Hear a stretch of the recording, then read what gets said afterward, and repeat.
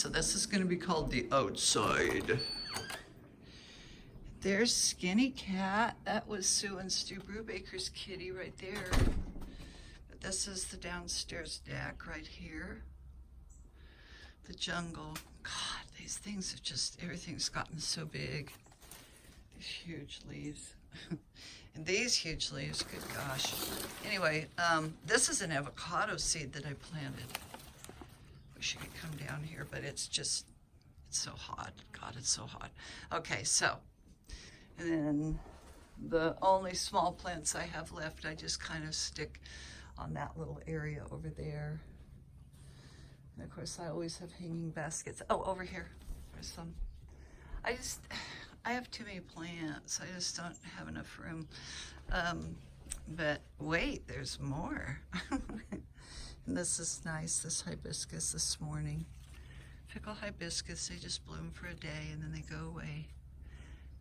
All right, and coming downstairs, brand new air conditioning unit. Ours went out, so we had to put it there. I love this little rock area that I did. Believe it or not, this is a lot of work. It was a lot of work, it's no longer. Okay, and there's the bench that I mosaiced, my pride and joy. I made it out of cinder blocks and 18 by stepping stones and lots and lots and lots of tiles from Home Depot. Okay, and beads and junk like that. Okay, and all the stepping stones that I've mosaiced for you can walk on. Here we go, along the path. And out front, it just gets so hot and so dry that I don't do much out here at all. So I will one day beautify it out here, but right now it's just, it is what it is. This thing is called a chaste tree or something else, I can't remember, but it blooms real beautiful, purple blooms, but that's over with. I don't think I can get it to bloom again this year. It's just been really dry. Well, August in Texas, as Pete says, it's August. You don't expect it to do anything else. I wish you could smell it. This is that bunch of bamboo I should have never planted, but it's beautiful when it's green. Okay, these came from the Brubakers too, all these aloes, and they bloom real beautiful orange blooms on those stalks like that. You can see that stalk. This is our little junk wall. This is what Pete did that's really important. He enclosed the whole of the whole, this used to be all open stilts, and by enclosing it, he's made it much safer because fire can't take it up and go underneath it. Plus we have storage under there. Okay, so here's the backyard.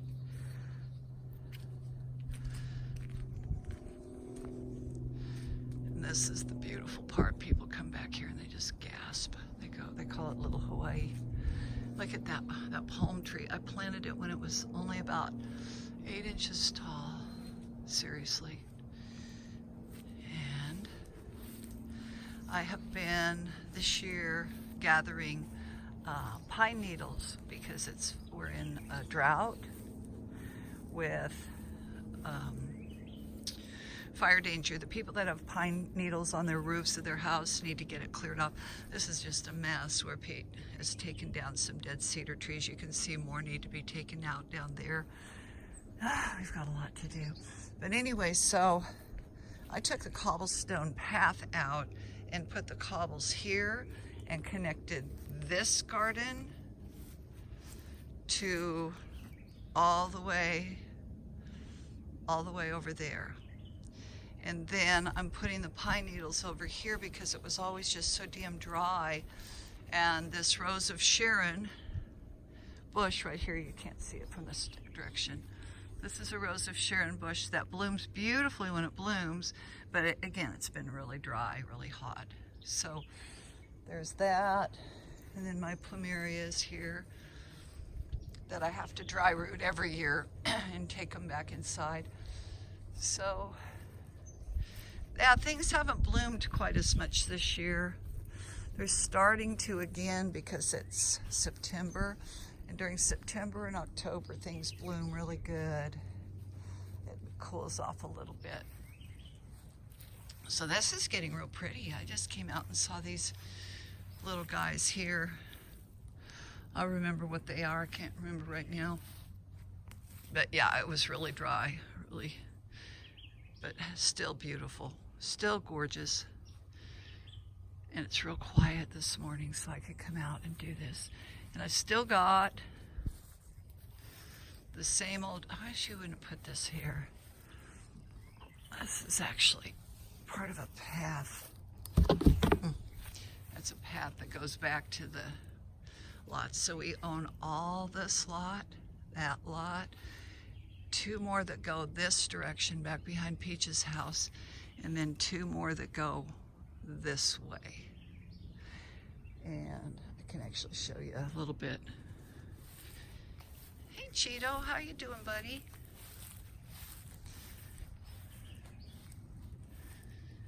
You can hear the birds. The deer won't be up here right now because it's too late in the morning.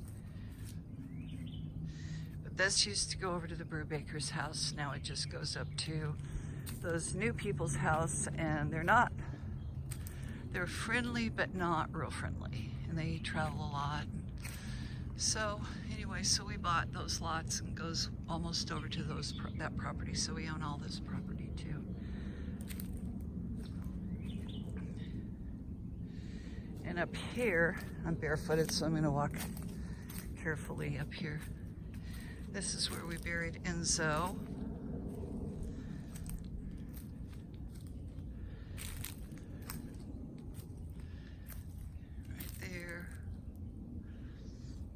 That stone a long time ago, and it was just the perfect stone for her grave. And so this is all natural, and we want to keep it natural back here. I see some animals back there, but I don't know what they are. Could be the cats, could be birds, I don't know, could be. But I'm going to keep this short, so I can actually put it onto a YouTube and have time to do that. But this is just a little walkabout outside, which is my favorite place more than inside. And then coming up on the backyard, doesn't that look gorgeous? Pete just mowed it yesterday, so I knew it was going to be real pretty. Oh, I've got one more pretty flower hodgepodge that I was going to show you.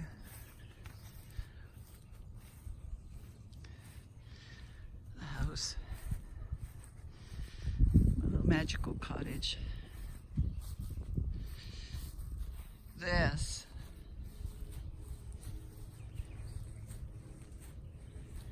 Look at how pretty that is.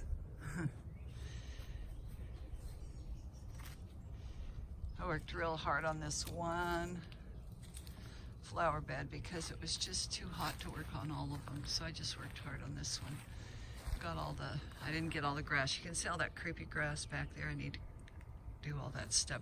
But this is more pine needle mulch. I've been putting out cardboard and then laying the pine needles on top of it, and that will help with keeping any kind of moisture we might get down in the ground for these larger trees.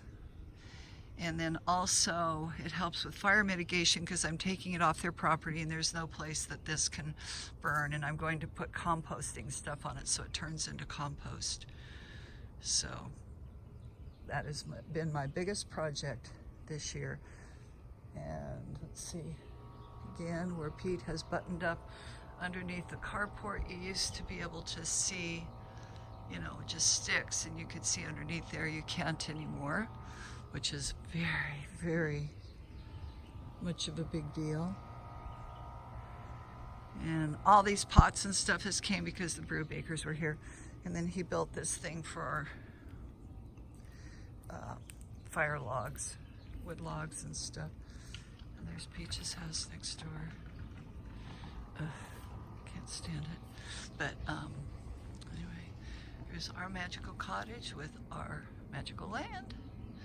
All right, so this is your tour without the heat.